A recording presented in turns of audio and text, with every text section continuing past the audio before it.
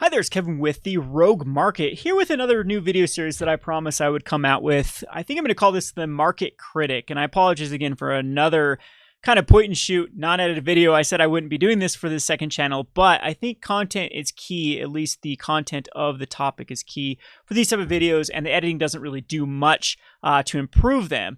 However, if that's something that everyone does demand, I will edit these type of videos. All right, so I'm going to look at other MTG Finance videos out there and give my 2 cents on how well they did. Now, I'm going to not try to be negative with these videos. I think we can learn from all of these, and I'm actually going to give credit where credit is due. Sometimes there are some great picks. In fact, this week we'll be reviewing Wedge from TheManaSource and his Kaladesh picks for cards that you should be buying into right now.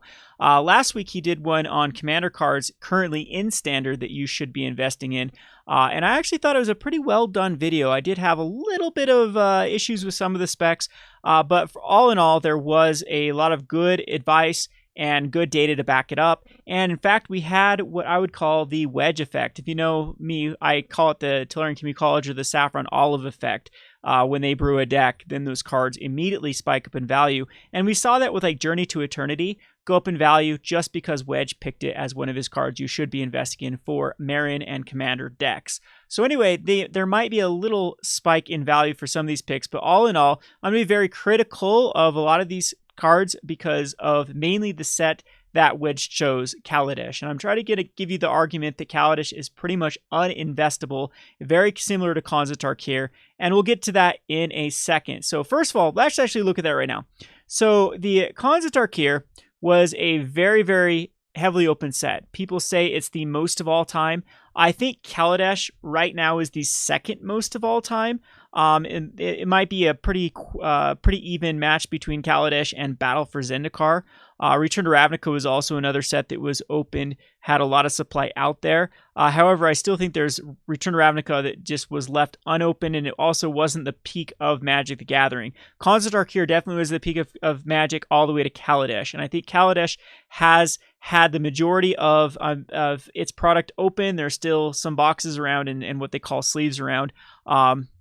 But the market is definitely flooded with Kaladesh cards. It was also the introduction. It was the first set, I believe, that is introduced into the standard showdown packs that, believe it or not, did add to a lot of supply into the singles market. So Kaladesh, to me, is something you should avoid. If you were to pick a card between Aether Revolt and Kaladesh, you should always try to lean towards the Aether Revolt card. So anyway, just for some reference, let's look at the Khans of Tarkir. Khans of Tarkir has had a hard time gaining any sort of value, and the value that has gained has been mainly in the big 5 here with the fetch lands. So we've had the Bloodstained Mire, the Wooded Foothills, and all the way down to Windswept Heath. Slightly go up in value since even their peaks. So that's what Khans has going for it. The rest of the cards in the set have had a hard time gaining any sort of value. Hardened Scales is one of the exceptions because it did hit a modern deck, and when I said it hit a modern deck, it really hit a modern deck, and I think it's going to have a hard time having a Kaladesh card compete with a card like Hardened Scales as far as finding like a tier 1 modern. And we even have very popular Planeswalkers that have seen play in modern before, still around that $5 mark, never been able to go up in value, and the big winner of Khans of Tarkir, which is Clever Impersonator as far as EDH is concerned, has had a hard time breaching that $5 mark. So this is the EDH breakdown of cards. We have the other end is the most played card, and then Treasure Cruise, and then right after that, that's Clever Impersonator. This should be a card that is much higher than the $4 mark at the moment. However, that just shows you the supply of Khans of Tarkir. So that's a bit of a warning. I think that Wedge, first off the bat, forgets the #1 rule of MTG Finance. The most important factor by far is supply. Supply, supply, supply. And Kaladesh right now is oversaturated with supply. It was open like crazy for the masterpieces, and I think it will still continue to be open for masterpieces in the long term and until eventually all the gift boxes and fat packs and bundles and sleeves and all those things are finally opened, and the actual price of those goes up in value to where it's not feasible. So this is my reference point.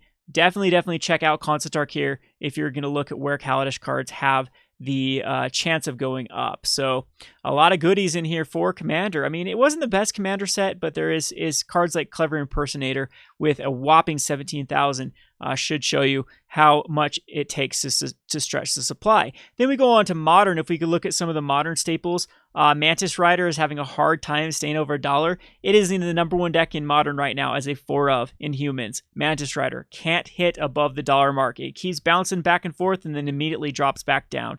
That should show you the amount of supply that Khans of Tarkir has. All right, so let's get back to the video. We're into Kaladesh, and so here are Wedge's picks. So first of all, Wedge picks the Saheeli, as Saheeli is a wannabe Splinter Twin combo in a Modern deck for Saheeli and Felidar Guardian. Yes, that has seen 5-0 finishes. I've seen Saheeli put in a few other decks like the Madcap Experiment decks from time to time if there is targets that can work with the Saheeli. But all in all, it is usually the Saheeli Felidar Guardian combo, and that's really where you see Saheeli. It's beyond that. It's not that great of a card in Modern. And then also talks about how Saheeli goes really good in Brea decks or in the new Saheeli the Gifted deck. Yep, that's pretty reasonable.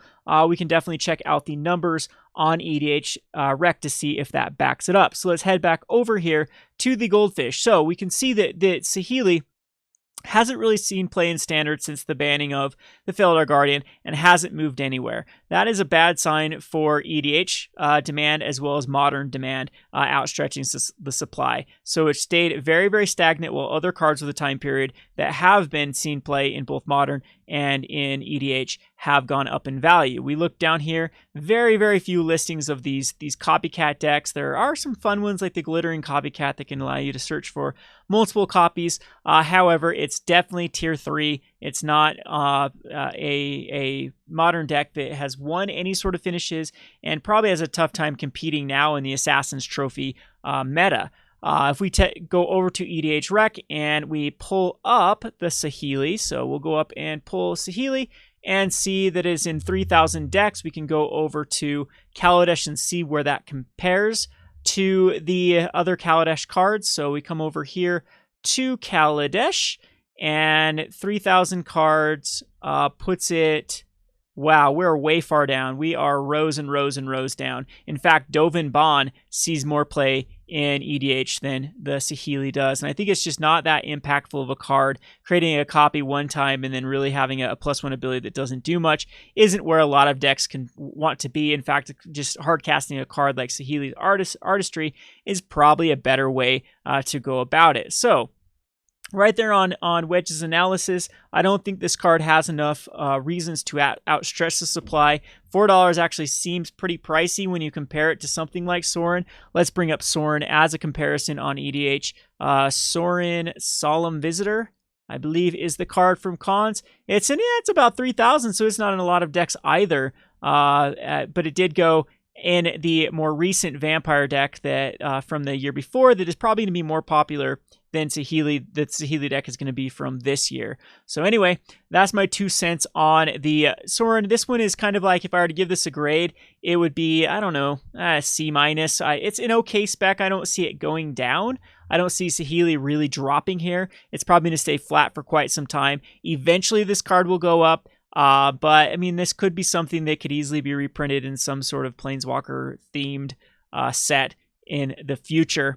And Wizards, this is unfortunately what happens with Wizards too, is when they see a cheap card, they're more likely to reprint the card than if it's actually if it was expensive. That's kind of weird how Wizards works backwards. You think that they'd reprint a lot of expensive cards? No, they're actually more likely to hit these $4 targets because they're easy to throw in a sealed product without really dipping into their equity from reprints.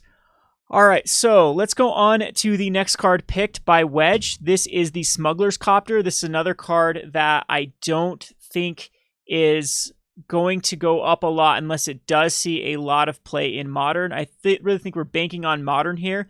It is the #1 played card in Frontier. if Frontier were a format, like an actual format that had actual demand. There is some demand. I don't want to be too insulting to Frontier. It was just a format that could never take off because Wizards didn't support it. I think we need Wizards support for a format to take off. Smuggler's Copter, of course, is a very powerful card, ended up having to be banned in Standard, but let's take a look at the modern pressure from the Smuggler's Copter. So we can see that it's been flat for some time. And I really think this is because everyone is on the same page, that eventually this card will break out. Well, if you saw my worst specs of all time video that I put out before this one, I kind of fell into this trap too, thinking that a tier 2 or tier 3 deck could somehow become a tier 1 deck, and investing in before there was any evidence to do so. So I think a better time to get into Smuggler's Copter is when you really start seeing the lists that are running. So Wedge does mention that it sees play in Eldrazi Taxes and 8-Whack decks. Let's take a look at both of those. A 1 of Smuggler's Copter, I don't think is going to get the job done. Let's keep going here. A 1 of Smuggler's Copter, probably not where we want to be. A 1 of Smuggler's Copter, not where we want to be. There is not enough demand from these decks to really outstretch the supply. When you can actually see in the same decks there's 2 Devastating Summons from Rise of Eldrazi, that's a much better place to throw that sort of money, especially since Devastating Summons is half the price of the Smuggler's Copter. By the way, I think Devastating Summons is a great spec. Okay, so let's go back to the Smuggler's Copter as far as these Death and Taxes lists. I've also seen Soul Sisters have run Smuggler's Copter before. I know a lot of let's take a look at this white deck too. We'll take a look at some of these other ones. 3 of Smuggler's Copter in this kind of, this looks like it's a Hate Bears deck, a white. Yeah, this one does, but it's a 3 of, I don't know if it's only got one list that's actually made it show up in the past while.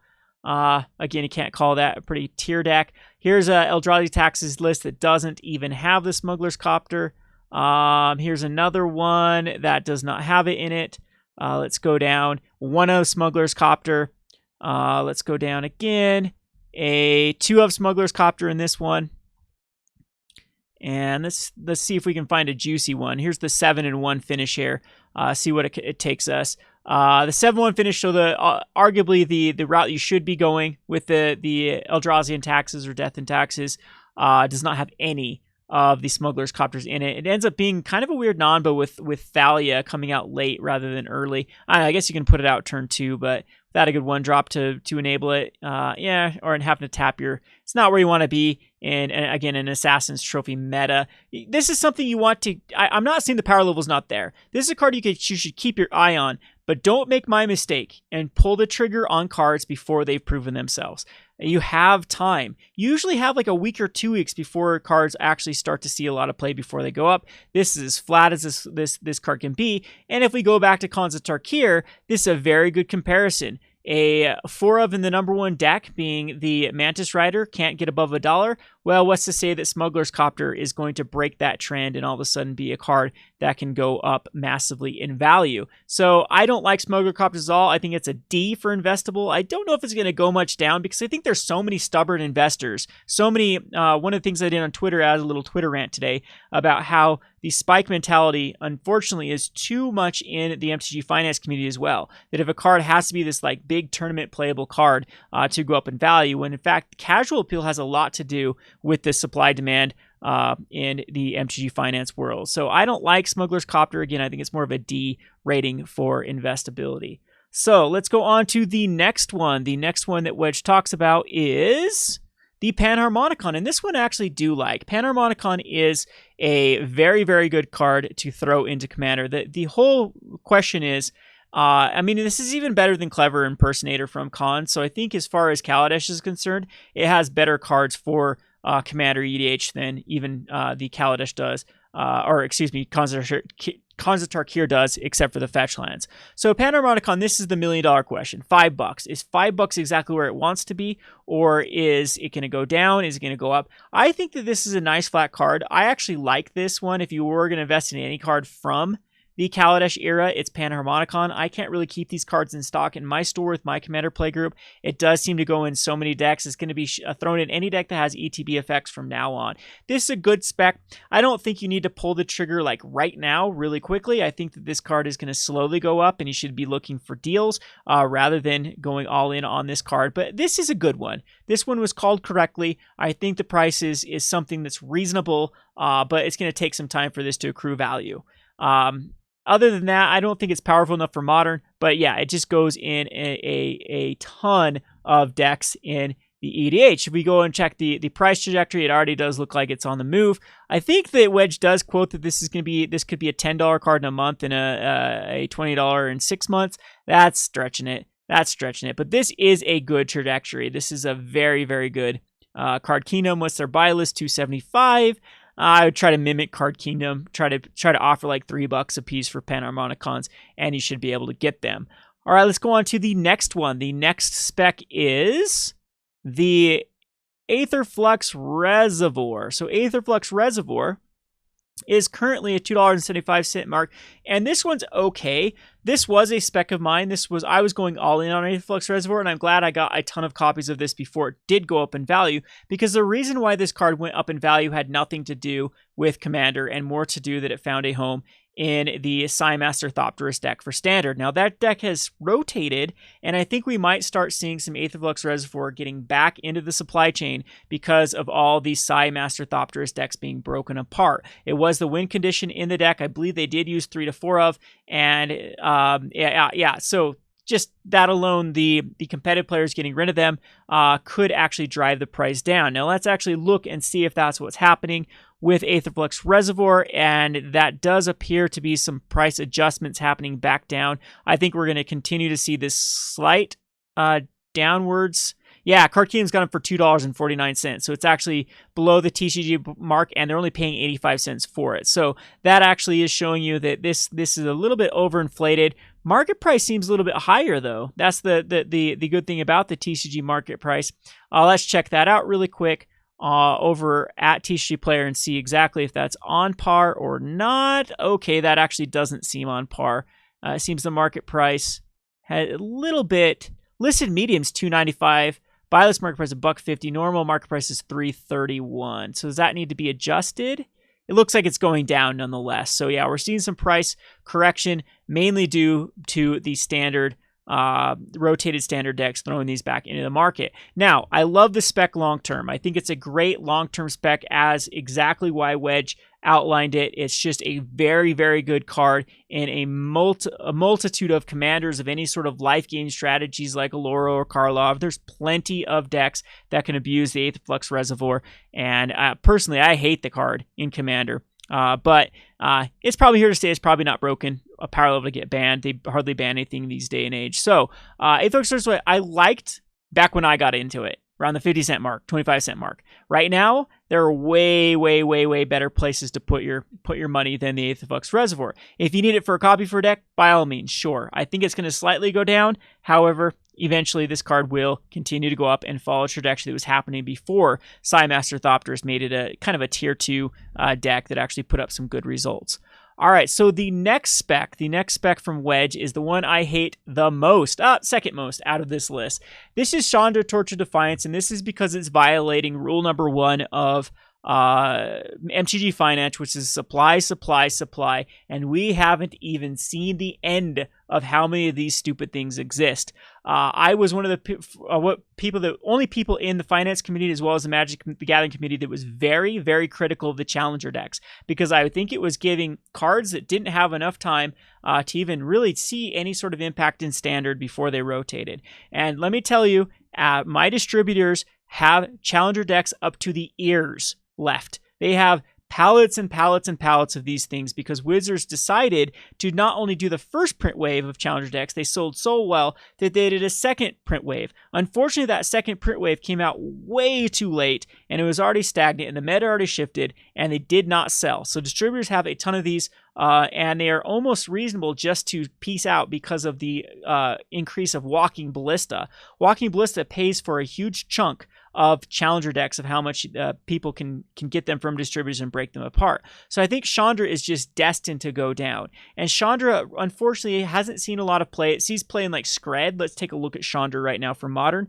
There have been some flavors where Chandra's really good. It's another Assassin's Trophy target. I mean, that's just the reality of Assassin's Trophy. It's going to be kind of like the new Path to Exile for all permanents, and so it's got to kind of have the value to actually survive an Assassin's Trophy, and we're seeing a lot of decks kind of go that route. Some Scape Shifts run it every now and again, some Land Destruction decks, some Prison decks. There is quite a bit of demand for Modern, so it does have that going for it. Unfortunately, from Kaladesh and from Challenger decks, and if we actually look, Card Kingdom only pays $5.50 for it. Very, very low faith in that card from Card Kingdom, and it continues to go down. There's no reason to think that this won't continue to fall in value until we're down to the $7, $8, $6, $5 mark. I think that $6, $5 is probably eventually where Chandra is going to level off before it even starts gaining any sort of value. Wedge does mention EDH. Let's go ahead and look at Chandra Torch of Defiance on EDH and see if it really does have any sort of significant play. 5,000 is pretty good for Kaladesh. I run this in a lot of red decks as well, just because mainly the +1 ability here with the mana ramp. That's the big thing with Chandra. Allows you to get into some bigger things later on. So it does have that going for it. I actually like that portion of that better than really worrying about how well it plays in Modern. It could easily be pushed off its high horse by any other 4-drop in those type of slots, and oftentimes Planeswalkers just aren't good enough for how fast the format is. So again, this is definitely the wrong time for Chandra, and it's just the cardinal sin of MTG Finance is not realizing that this isn't a supplemental product, and especially a supplemental product that has as much supply as the Challenger decks. All right, so back to the video. The next one is, let's go on to the Noxious Gearhulk. Now, Noxious Gearhulk was okay. Unfortunately, I think that this is less than a clever impersonator, and it's more recent. So I like this long term. And when I say long term, so you can start throwing money at Noxious Gearhulk. I think it's safe to start throwing it in, but I wouldn't pay any sort of near the market price on TCG Player. Let's go ahead and check out where the Noxious Gearhulk sits. Very, very flat. Did start to go up a little bit here, but that's also because it started seeing play in some of these mono black decks at this time period from the Dominaria, but then quickly adjusted itself. Card Kingdom is a nice little spread, though. That's not terrible for $1.80. I mean, they're selling it for $4.50, so it is moving, but not to the point where they actually want to buy them. And the market price seems a little bit, I mean, very razor thin towards the mid. And so this makes me think it's going to stay stagnant for quite some time. It's going to follow very similar to this clever impersonator trajectory. Yeah, that went down about the $2 mark, and yep, it's now up to $5. Not a horrible spec, but also nothing that I would really think that you need to pull the trigger on anytime soon. The Noxious Gearhulk, yeah, my target would be way lower. I would try to target somewhere around the $2 mark for this card, and know that it is going to take a long time. So go back over to EDH Rex. We have the Noxious Gearhulk coming in at 6,000, so even more than Chandra. So it does tend to see a pretty decent amount of play. And that's the other thing it's got going for it is, even though it's in a low percentage of both of these, because you got to think there's what, like 8. Let's go over to the commanders here, top commanders. So it's in 750 Breas and 436 Marins. And the total amount of decks, I believe, from Marin and Brea, we have all-time 3,000 decks and 3,400 decks about. And so, yeah, it's a very, very low percentage of those decks actually end up running it. It's got some other good decks like Marquesa and the Scarab God, Gonti, Muldrotha. Yeah, not bad targets. These are very popular commanders. However, Noxious Gearhulk is just something that can go in the deck. It's not necessarily something that's going to go in every Marin or Brea or Muldrotha deck. So very, very, one of the things I do with the Rogue Market Breakdown is show you like the uniqueness and how it compares to other cards. And Noxious Gearhulk is just really on par with plenty of other cards that do a similar ability as the Noxious Gearhulk does. So destroying a creature and gaining life isn't very special when you even have Chupacabra or a bunch of other cards that do it more efficiently. All right, so on to the next one. This is the Combustible Gearhulk. Combustible Gearhulk, I think, is even a worse spec because it's not even that great. It's cute, but I don't think there's any data to back this up. And let's go ahead and see. I know a lot of Flickr decks do run the Combustible Gearhulk, but yeah, that is pretty stagnant for a long time. Buy list priced. It's fairly the razor thin buy list price for the combustible. I could be wrong about this because this thing isn't something I researched, but let's look at Combustible Gearhulk and see where it fares on EDH. So about the same as Noxious, a little bit less than Noxious Gearhulk. It's seeing play Brea, but less, and Duretti. It's got Duretti going for it, and decks like Rakdos and Nahab. Hey, I'm a Nahab player and I can't stand well, I guess it's an option in Nahab. I don't play it in Nahab though. I think there's better ways to guarantee the damage or guarantee the card draw. Anyway, yep. So you can see it's got some decks it goes into, but it's probably not enough decks to really start moving it. Again, go back to Construct here and look at very, very similar cards. I'd put this around the same demand as something like a Clever Impersonator. So not much to say there. It's another kind of lukewarm mess spec. It's okay. It's okay. You're not going to lose your shirt on it, but it's also not a great spec. Okay, let's go on to the next one, which is the Torrential Gearhulk. This is another what if, which I highly discourage people from what if scenarios. And Wedge even calls this a what if about how quickly Modern changes its meta. It has seen play in Modern before, but it was usually a one of in most of those decks because of the very, very high cost of the 6 mana. So a one of Mythic from a Kaladesh set isn't that great of, I mean, the supply is actually very, very big, so the demand isn't going to be able to outstretch that supply.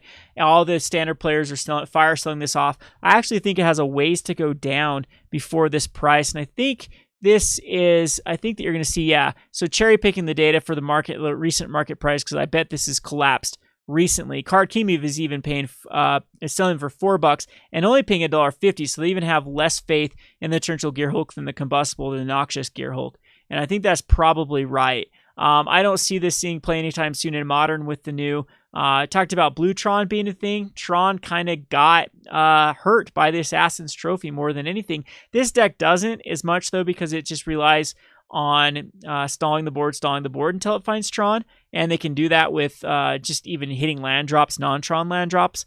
But anyhow, I don't think this deck's never been...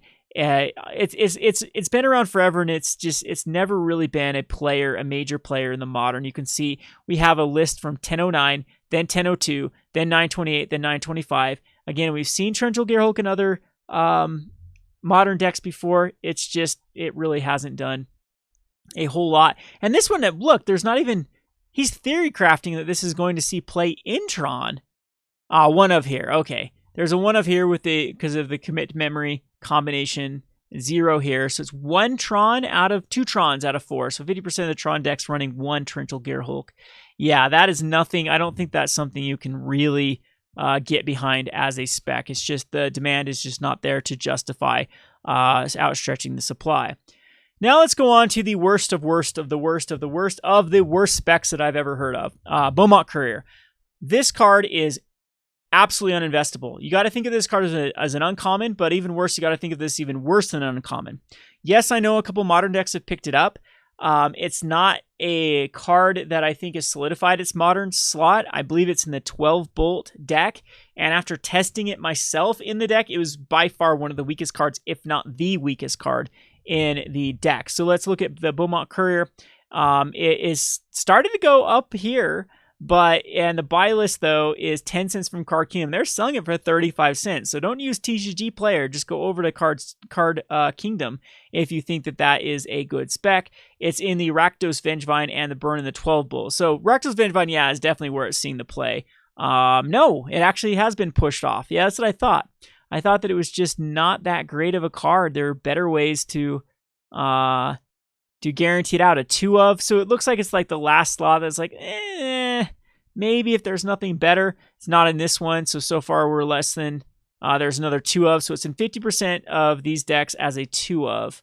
And okay, even less than of the ones we've looked at. We can go back to the, now we got to find the Beaumont Courier again. And we can go back to it and see these other decks with the 12 Bolt hasn't really showed up much. 12 Bolt did run a 4 of Beaumont Courier, but at what point do you think is Beaumont Courier actually not the right? I know it has a Cinder Fire Temper, but you don't even know if that is worthwhile to leave up the mana to kill your Courier to maybe hit a Fiery Temper. I don't know. I think something like a Goblin Guide eventually will out. I think this was a budget deck to begin with, and that's why they're using this over the Goblin Guide. So I think Goblin Guide is just probably a better slot for this card. And eventually they can find a Wizard for this slot too. It's just definitely better than using a Courier. So not a fan of the Beaumont Courier because, like I said, the cardinal rule of MTG Finance, the absolute cardinal rule, is that you must know if this card was printed in another set. You must know the supply. And if you do not respect the supply, that is the biggest pitfall. Beaumont Courier was in both, wasn't it? Yeah, both Challenger decks, the Hazoret Red and, I believe, the Vehicle Rush deck. I might be wrong. It might not have been in that, but I believe it was in both of them. And the supply of this card is just, there's so many Beaumont Couriers out there. And it is uninvestable, terrible spec. It's never going to go anywhere, in my opinion. All right, so let's go on to the next spec, which is the Inventor's Fair. Now, I really like Inventor's Fair. I liked it at $1, though. I think that this is another card that is going to have a hard time going up even more in value because it already has. And this is definitely this is definitely Wedge's second best spec next to Panharmonicon for this particular one because lost the Inventor's Fair here. So Inventor's Fair has a ton of play in EDH. It also sees play in Modern. It started spiking up here. Again, that had some to do with some of the cards that came out of Dominaria and a little bit more out of the Psymaster Thopterus decks. It does see a fair amount of play. Is usually one-ofs. I think the Legendary keeps it back from seeing multiples. So let's look at the Is It Were of Invention deck and the Ironworks deck. And the Lantern decks, see how many they actually do run of the Inventor's Fair. This one doesn't even have one. It has one. And the Ironworks combo, I believe, has one as well. 2 in the Ironworks combo. And, yep, 2 in this Black-Green Lantern. So 2 is probably the right number before you really get not being able to, you don't want to hit Legendary into Legendary. What it really has going for it, as I believe it's the most played card, if we go back to sets for Kaladesh, I believe it's the most played card by far. And so it was a good one to get into. No, it says Panharmonicon has played more. That's interesting. Yep, I mean, all of these ones are pretty decent little specs long term. These would be the only ones from the Kaladesh that I really could get behind. You can see there's a huge drop-off after that comparatively to the other cards. But Inventor's Fair is just a shoe-in to so many Commander decks. If we actually click on it and look where it sees play, I'm sure it will see Berea #1, Duretti #2, and can be in any sort of artifact-themed deck. So I do like the Inventor's Fair long-term. However, we kind of missed the boat. I don't really like to find cards that have already done this. This is hard to replicate. This little right here was the investable time. It's already gone up to the 3. I think it's going to stay more flatlined for quite some time. It does have a decent trajectory here, but again, not where you wanted to be with the card. It could actually have some price adjustment too. We'll have to wait and see with all the decks that are being sold back in from especially the Master Thopterus decks that were using the Inventor's Fair. So last but not least for sure, these are the fast lands. So Wedge was all in on the fast lands. 2 of these I think are very tough to invest in because they exist in the Challenger decks. Both the Inspiring Vantage and the Concealed Courtyard were in the Vehicle Rush deck, and I just don't think that they're just going to take a lot to get these cards up. They actually don't see as much play as you would think in Modern. The Spiralbluff Canal does see a lot of play from time to time in various like Storm decks and decks that do want fast mana. However, they're typically, I mean, that's a very competitive to be competing with the shock lands. Inspiring Vantage, I believe, sees the most play out of all the Modern decks because it's usually a 4 of in most burn decks. Blooming Marsh does see it play in a lot of these Assassin Trophies decks. It has that going for it. And same thing with Concealed Courtyard. They do see their fair share amount of play. Botanical Sanctums is kind of the awkward one. It sees play every now and again in like the Spirits, like when they're using the Collected Company Spirits decks. Vial decks sometimes don't like it, though. They don't need a splash screen to begin with if spirits start going that direction. And so Sanctum's weird too, because then Eldrazi, if you're looking at banned Eldrazi, they definitely don't like it over the Pain Lands. So the biggest problem with those, though, is just the supplies of the supply. I think they're going to actually go down a bit more before they flatline out.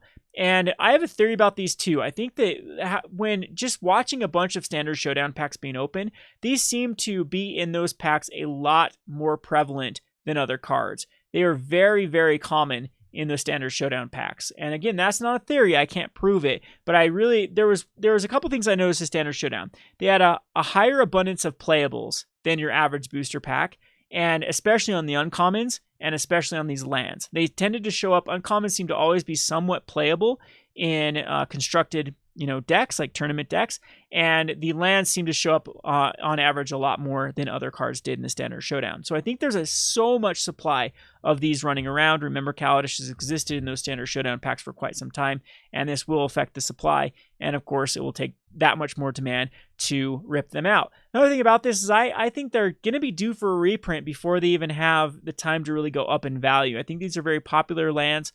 They're great for Standard because they have a ability to come into play tapped early, but can definitely punish late. I think they're the perfect power level for Standard. And so I think the other ones from Scars of Mirrodin need a reprint, and we might see a cycle of these being printed again when those ones do get printed. So those are a lot of risk for these type of cards. Let's just check some price from this to see exactly where we sit with the Kaladesh, what they're going at the moment. The Sanctum looks like it's slightly going up daily here, not really. The weekly's off on MTG Goldfish. Let's just click on one really quickly. Nah, they still are definitely going down. Card Kingdom is only paying $1.30 for the Botanical Sanctum, and Blooming Marsh. Let's see what Spire Bluff looks like on Ford. That one's not bad at all. It looks like this one does hold it. It wasn't reprinted, and it does see a lot of modern. So this is the one that is already, though it's quite expensive. And you can see, though, it might have flatlined off. Probably not. We're probably going to see another dip in this particular card. Sometimes looking at MTG Goldfish, this was just taken out of the treasures too. So if anything, it should be recovering there. Looking at the online prices as a what is to come, as the demand can outstretch the supply very, very quickly for these. So anyway, all in all, this video was not very well researched in my opinion. This definitely shows the novice financeability by Wedge. Like I don't fault it. It was a good video, well done, well presented. The thoughts were pretty well laid out. However, this is just an amateur that does again with the supply, does not really understand the sheer supply of sets, of first sets in particular, and also the impact of a bunch of these cards already seeing printings in supplemental products. So there's a lot that you have to keep in mind when you do these type of videos. And in my opinion, this is just, this is those coming to the front, those really glaring holes of being kind of an amateur financier. So anyway, I hope you enjoyed this video. This is a long video, long critical video. I'll try to shorten these down in the future. Kevin with Rogue Market. Thanks for watching.